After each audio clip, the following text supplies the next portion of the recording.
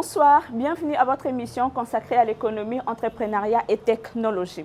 Aujourd'hui, nous allons parler des assurances à la première partie de l'émission et la deuxième partie, un extrait de l'événement Expo Béton 4e édition.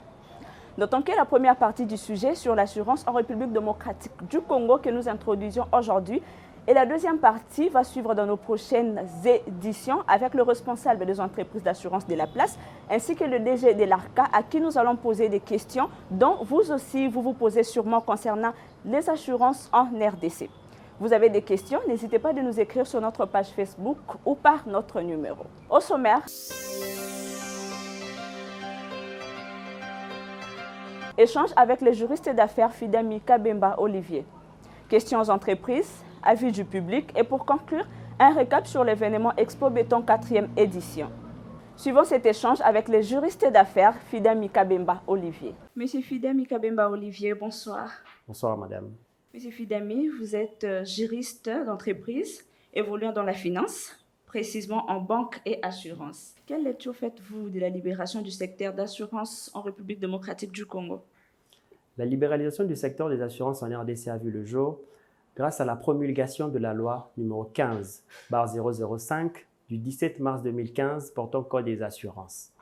La RDC a donc voulu ainsi mettre fin à un monopole qui date jadis depuis la création de la SONAS jusqu'à la libération du secteur qui a vu le jour, comme je l'ai dit tout à l'heure, grâce au code des assurances. C'est donc, à mon sens, l'un des dispositifs les plus importants dans l'arsenal que devait connaître notre pays pour être un peu plus attractif, pour être un peu plus attrayant, pour lever justement la question des investissements comme il faut dans ce pays.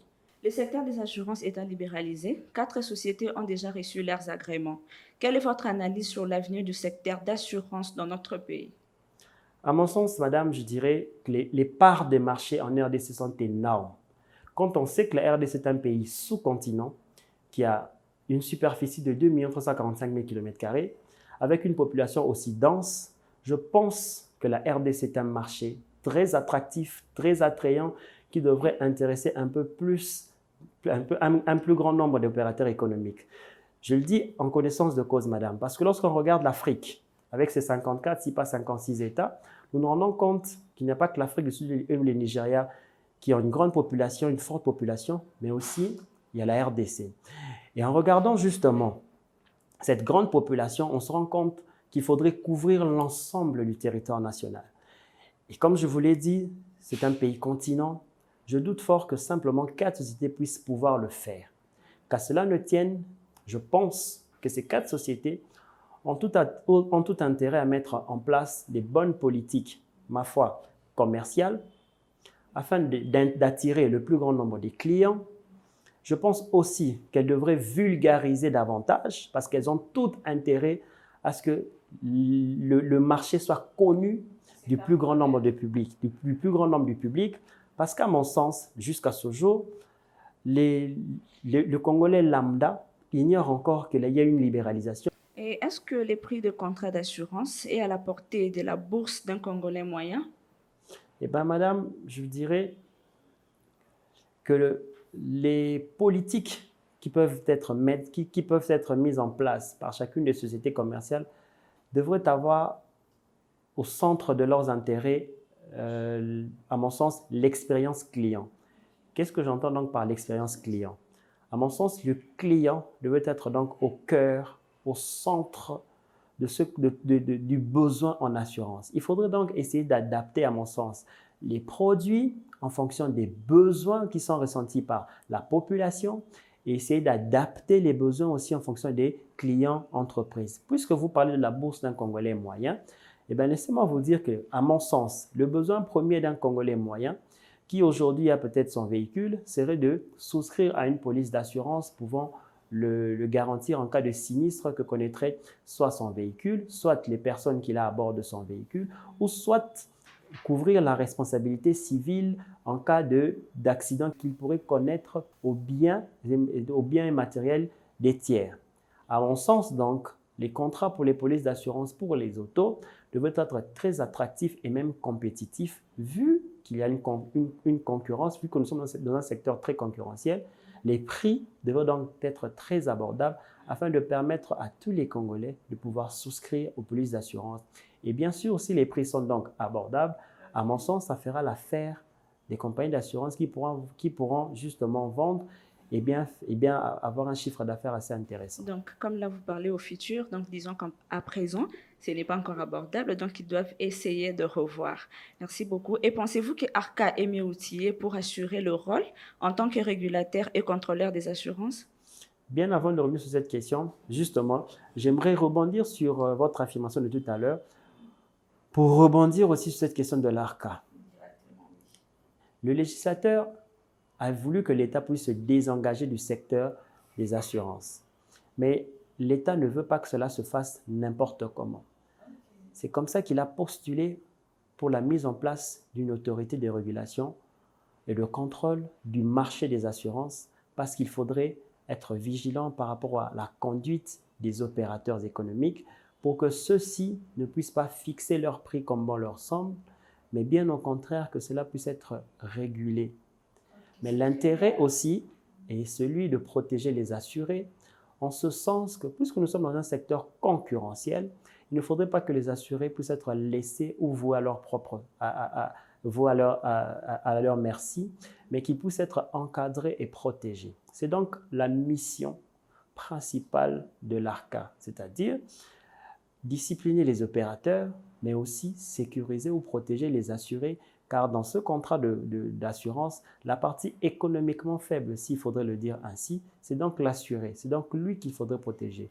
Et même le législateur, en légiférant ainsi, pense toujours à protéger le plus faible économiquement, afin qu'il ne puisse pas être maté ou qu'il ne puisse pas se perdre dans ce grand marché que sont les assurances.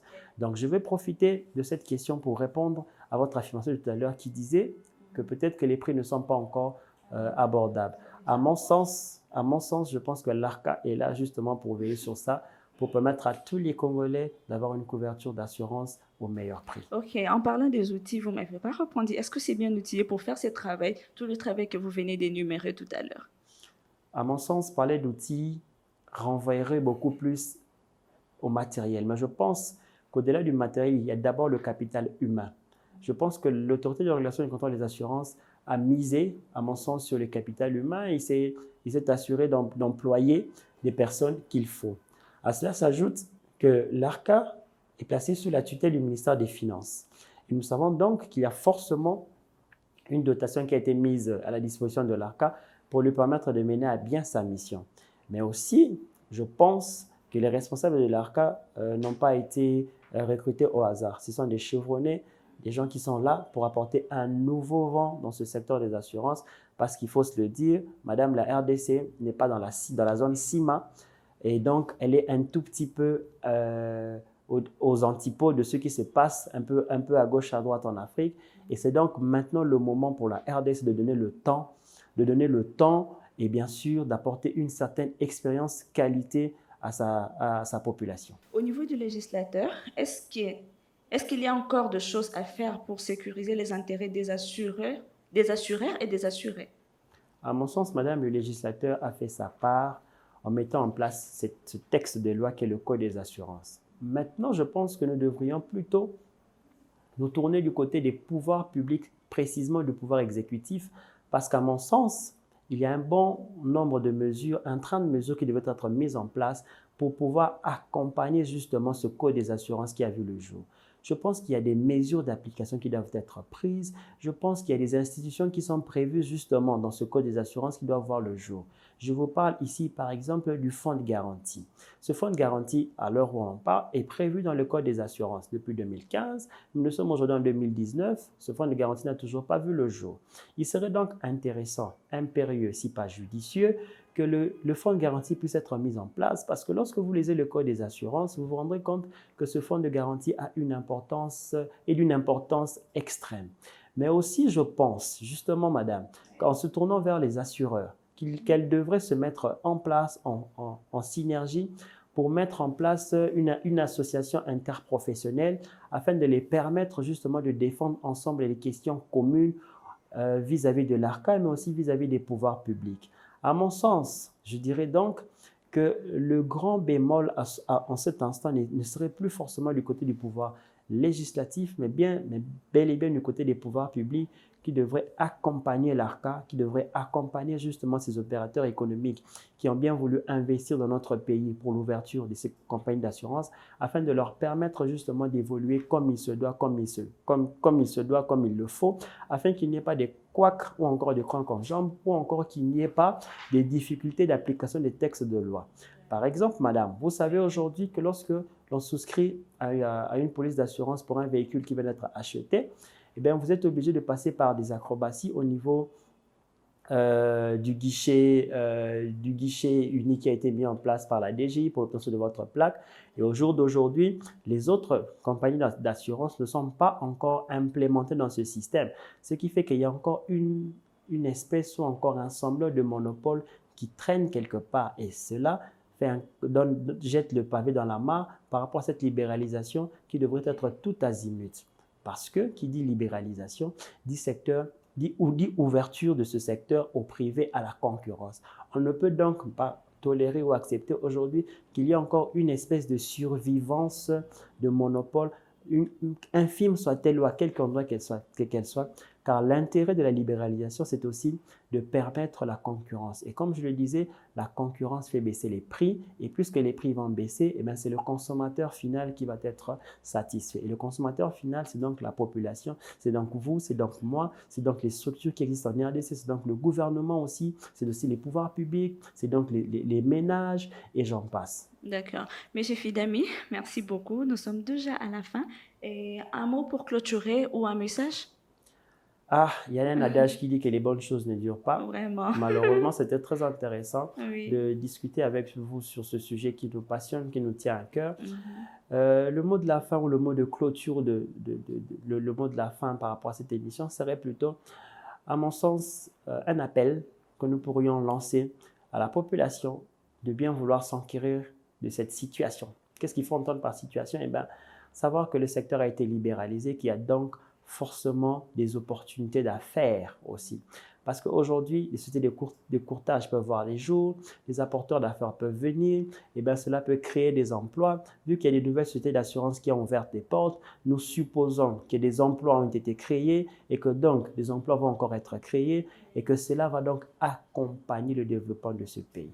Nous ne pouvons donc que souhaiter bon vent à ces sociétés qui évoluent aujourd'hui dans le secteur des assurances et leur dire plein succès car nous pensons que l'assurance est le secteur d'avenir en RDC. Merci beaucoup, monsieur. Je vous remercie, madame.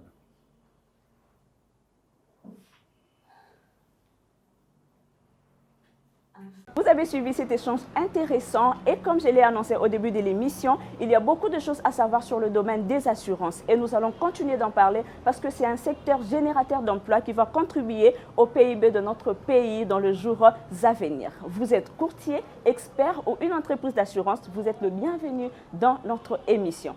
Place aux questions des entreprises avec Mathieu Takizala des Spécial Auto.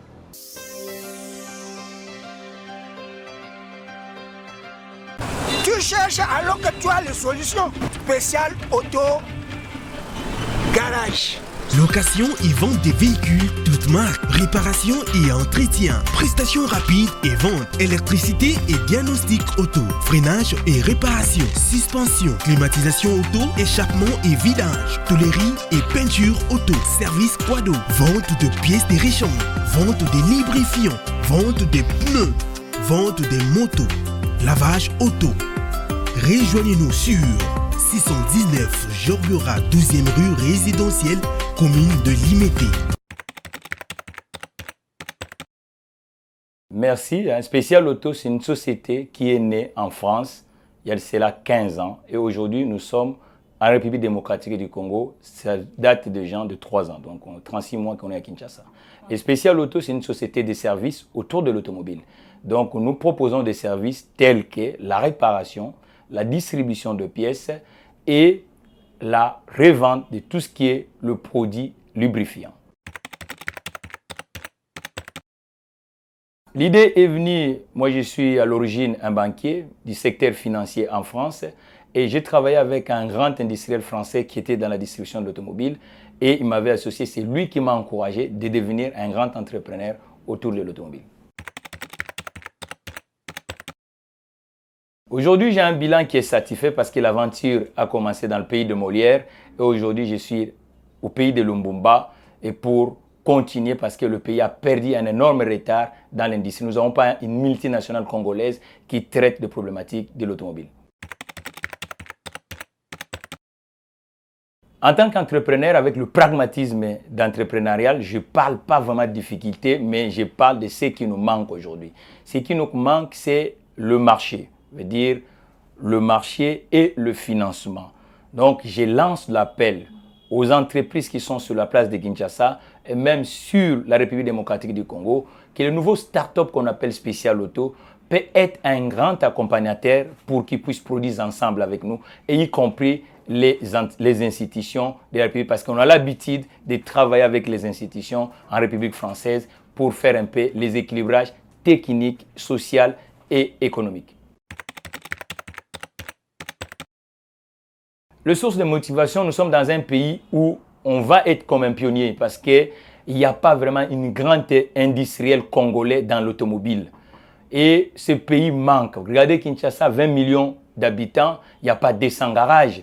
Et ça, des gens, quand vous partez dans une grande ville congolaise, vous n'allez pas trouver des garages modernes. Quand vous partez à Kisangani, je ne pense pas. Quand vous partez à Matadi, je ne pense pas. Quand vous partez à Mwanda, je ne pense pas. Quand vous partez au niveau de Bandaka, je ne pense pas. Donc, toute la République, il y a le besoin technique, parce que le 21e siècle, le mécanicien congolais doit travailler avec l'équipement et le management. Et nous, en tant que patriotes, nous savons que vraiment, on va relever le défi et puis sauver le consommateur congolais, parce que le consommateur congolais est dans l'ignorance absolue parce que l'absence de professionnels. Et c'est ça le grand source de motivation. Et le deuxième source de motivation, c'est donner la jeunesse congolaise l'emploi. Parce que nous sommes dans un pays où le taux de chômage de la population active est de 2 chiffres. 80% de la population active n'a pas d'emploi. En tant que l'aventurier économique qu'on appelle l'entrepreneur, c'est ça la niaque que j'ai aujourd'hui, d'avoir même 25 000 collaborateurs au sein de la République démocratique du Congo. Et puis, être une société congolaise qui va faire le chiquier africain. Parce que nous n'avons pas aujourd'hui, en plein 21e siècle, une société congolaise qui est même à Brazzaville. Oui, c'est une grande avancée, madame. L'assurance, c'est ce qui console le secteur de l'économie. Lorsque vous êtes un pays où, avec une entreprise uniquement monopole, une seule entité, d'abord, ça ne crée pas de l'emploi. 2, ce n'est pas compétitif. 3, en termes économiques, ça ne fortifie pas le mouvement. Ce que je lance, cette libéralisation doit profiter à l'autochtone et aux entreprises congolaises, aux entreprises qui sont créées dans la loi congolaise, qu'il soit une entreprise américaine, qu'il soit une entreprise suédoise, mais lorsqu'il est créé sur le sol congolais, ils doivent développer. Alors, la libéralisation de l'entreprise, nous qui sommes dans l'automobile, nous lançons appel à nos nouveaux venus qui sont dans ces secteurs de travailler avec Spécial Auto pour que l'assuré professionnel ou particulier ou institutionnel puisse être gagnant. Parce que lorsque l'assuré est gagnant, automatiquement, le pays va être solvable. La jeunesse, croyons à ce qu'on appelle l'emploi du 21e siècle, l'entrepreneuriat. Mais l'entrepreneuriat doit être encadré. Moi, je suis un aîné, un papy dans l'entrepreneuriat, presque 20 ans. Et le papy est là pour vous conseiller. Et j'ai le souci que Spécial Auto soit aussi un incubateur d'entreprise. Parce que lorsque la jeunesse va rentrer, même les anciens, il y a ce qu'on appelle, vous pouvez changer un métier. Hier, vous étiez dans l'administration ne vous donne pas l'occasion de se développer. Au moment que nous avons un déficit en termes d'employabilité des Congolais, venez, chers amis, on va vous accompagner. Comment il faut faire pour obtenir un crédit? Comment il faut faire pour gagner le marché? Comment, ainsi de suite, ce sont des questions. Mais ces questions se posent avec des entrepreneurs. C'est pour ça que je lance l'appel. Le président Tshisekedi vient de parler du fonds des entreprises. Et ces fonds-là, il doit être géré par des entrepreneurs, pas des politiques, cher président. Parce que cessons de faire des éléphants blancs où l'argent de l'État sort, mais après ça ne crée pas. Nous sommes là. Le peu d'expertise qu'on a donné dans le pays du monde et de pays avancés, je suis un financier, on peut aider ces fonds-là à être un fonds qui va créer des entreprises dans ces pays. Tu cherches alors que tu as les solutions. Spécial Auto Garage. Location et vente des véhicules, toutes marques, réparation et entretien, prestations rapides et vente, électricité et diagnostic auto, freinage et réparation, suspension, climatisation auto, échappement et vidage, tôlerie et peinture auto, service poids d'eau, vente de pièces de rechange, vente des lubrifiants, vente des pneus, vente des motos, lavage auto. Rejoignez-nous sur 619 Georges-Murat, 12e rue résidentielle, commune de Limété. Spécial Auto fait appel aux investisseurs locaux et internationaux à venir investir chez Spécial Auto car il y a plusieurs projets autour de l'automobile. Pour les jeunes entrepreneurs, ne vous fatiguez pas de rêver et aussi entourez-vous de mentors. C'est important pour avancer dans vos affaires. Place aux avis du public.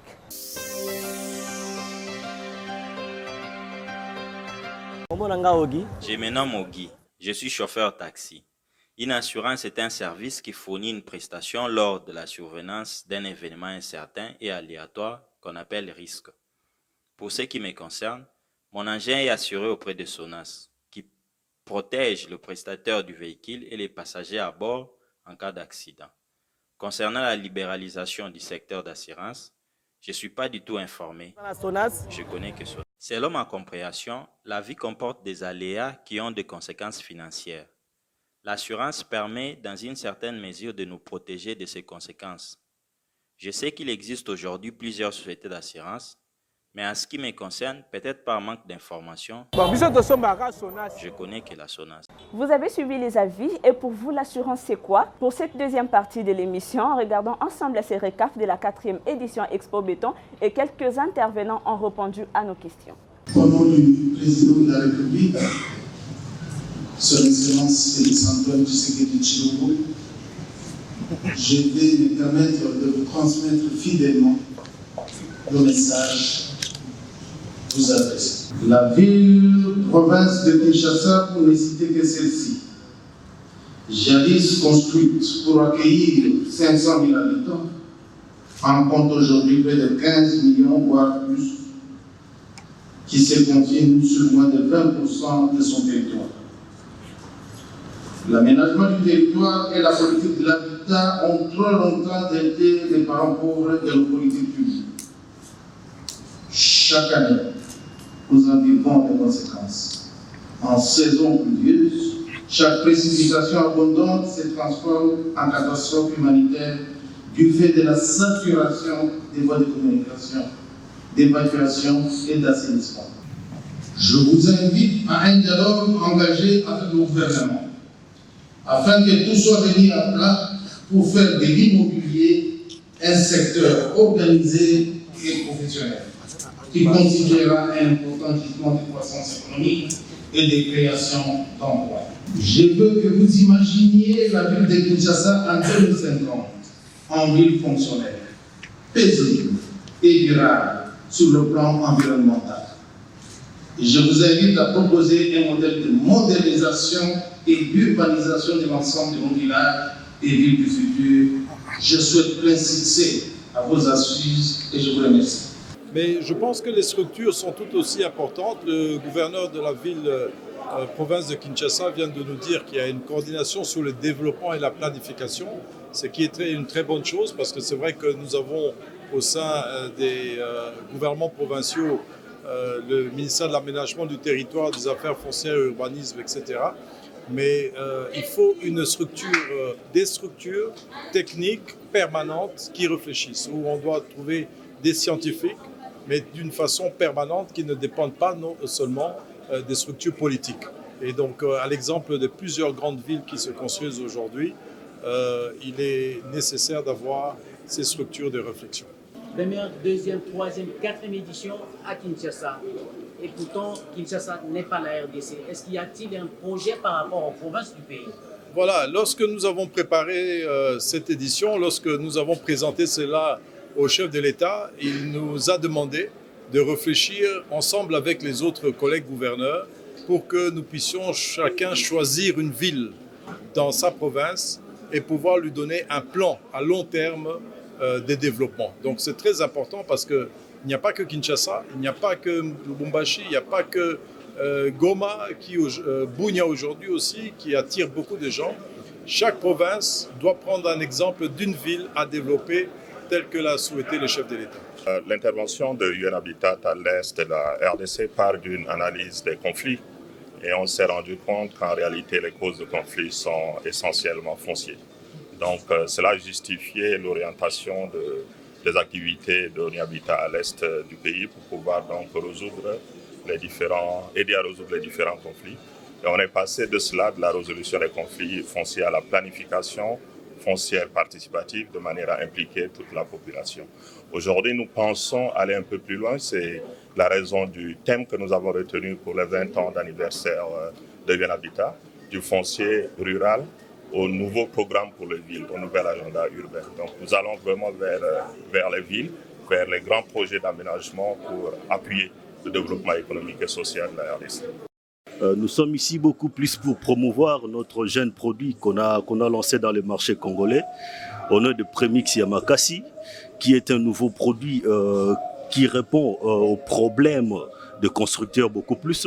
Donc nous avions lancé tout d'abord 3 produits, qui est premièrement le béton dosé à 350, deuxièmement c'est du béton dosé à 250 et puis compris le mortier dosé à 150. Donc ce sont des produits en fait du béton mais dans les sacs, vous achetez et vous ne faites qu'ajouter de l'eau.